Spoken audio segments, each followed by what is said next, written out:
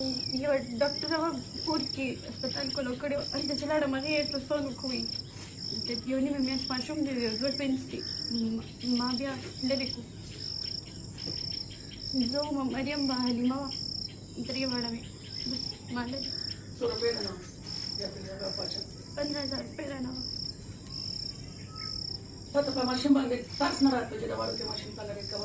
سلامونه ملګرو د سیټ ته تاسو ویډیو کلیپ وکړو ته باقي تفصیلي ویډیو ته په دې سیټ کې پلی کوم او تر هغې مخکې تاسو ته یو شارټ شانې پیغام در کوم او یو میسج در کوم هغه د اصلاحي او دغه شان سبق په ډول دی د سیټ ته تاسو ویډیو کلیپ وکړو چې انتهایي ډېر افسوسناک هم دی ځکه چې دغه جینۍ تاسو ته ښکارېږي یا دغه هر څه چې دي تاسو ته ښکارېږي تاسو په سکرین وکتل چې ډېر زیات افسوسناک هم دي خو باقي تفصیلي ویډیو به تاسو ته پته ولګي چې دې سره ظلم زیاتی صرف او صرف ملګرو او دغه شان دي رشته دارانو خپلو خپلوانو کړی دی نو داسې په معاشره کې خلک شته چې هغه ناپوهه وي یعنې یو خو دې طرف ته تاسو ته ښکارېږي چې دا کم عمره هم ده خو بل طرف ته دې سره دومره ظلم زیاتی خپلو رشته دارانو خپل هغه ملګرو کړی دی کوم چې دې د دې د خولې د وینا په خپله دی بیانوي ځکه چې دی وایي چې ما سره ظلم زیاتی په دې وشو چې ما ته ملګرو ویل چې ته خان ته یو ټیک ټاک ویډیو جوړه کړه ما چې کله ټیک ټاک ویډیو جوړه کړه نو د دې سره بیا جنګ جګړې د کوم خاوند له کوره چې کوم سخرګانۍ کوره ده د هغې وجې چې کوم دی دې سره دغه جنګ جګړې جوړې شوي دي بیا دوی دې ته محتاج شوي دي چې زه د خاوند نه طلاق واخلم او طلاق یې هم د ملګرو په غوښتنه باندې شوي دي چې خلکو به ورته ویل چې تاسې طلاق واخله او دا رې واغلې ته بدنامه شولې او تا سره تا ته چې کوم دی پیغورونه درکوي نو په دغه خبرو باندې دی دې ته تیار شو چې د خپل خاوند نه طلاق واخلي نو طلاق په اخیستو په وخت کې بیا ورته خلکو ویلي دي خلکو ورته دغه لمسه ورکړې ده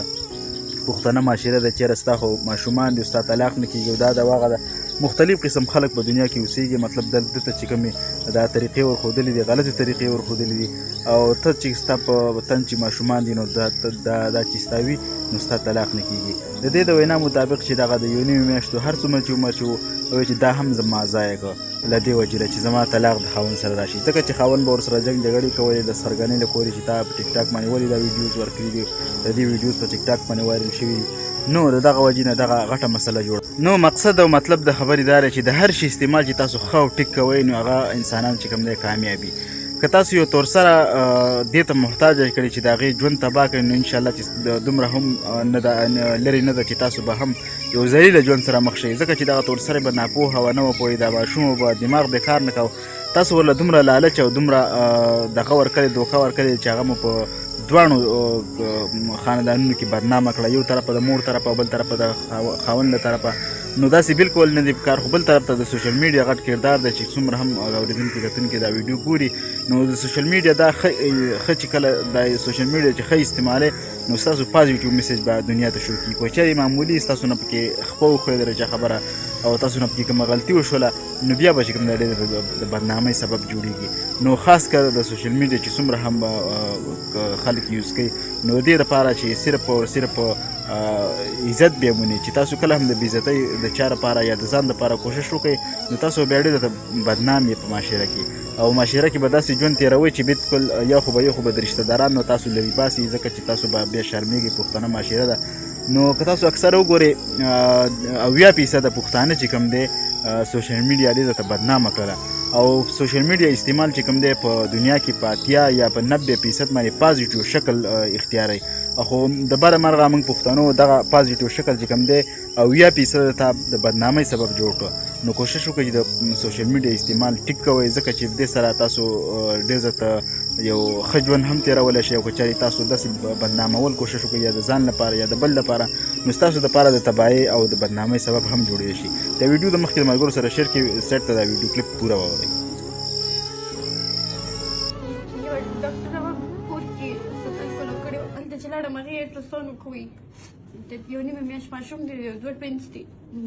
ما بیا لرې کړو زه وم مریم به حلیمه وه درې واړه وې بس ما لرې کړو 15,000 روپۍ رانه واخیستې